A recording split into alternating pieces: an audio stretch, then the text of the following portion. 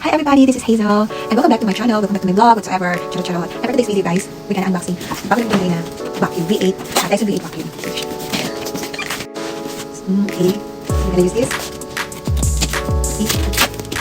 So there's the first layer. Wait. So here, Dyson V8. Dyson V8 vacuum. So it's heavy. Yeah. So that's the first layer of the box. Okay. What's next?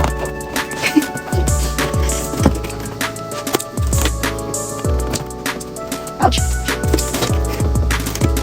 And this is the one. Wow. So, syempre, manual. Ang dami ng things. And, oh, it's red. So guys, this is it. So, kailangan natin siyang i-assemble. So first, so syempre,